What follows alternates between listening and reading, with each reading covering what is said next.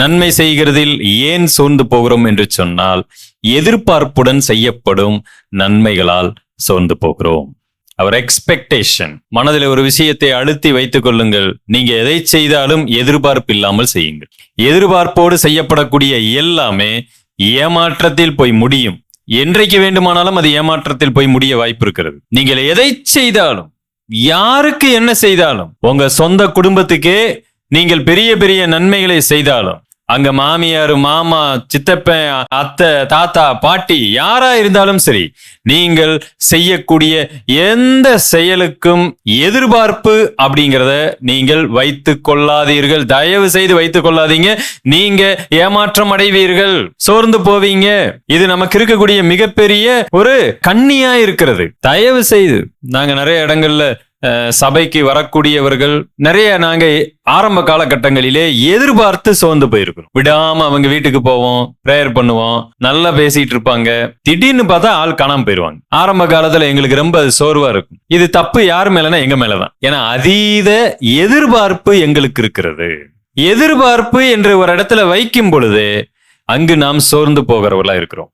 கிறிஸ்தவ வாழ்க்கையில கூட, ஏன் தேவனிடத்தில் கூட எதிர்பார்க்க வேண்டியவைகளை எதிர்பாருங்கள்.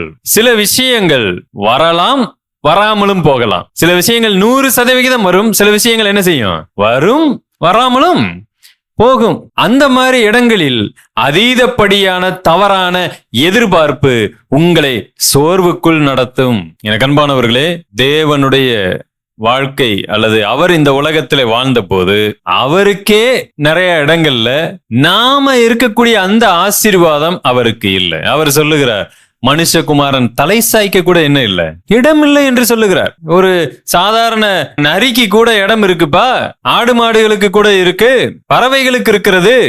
ஆனால் மனுஷகுமாரனுக்கு இல்லை, இல்லை என்றுதான் சொன்னார். ஐயோ இல்லையே அப்படி சொல்லல, இல்லை அவ்வளவுதான். இல்லையே அப்படின்னு அங்க என்ன வந்து விடுகிறது?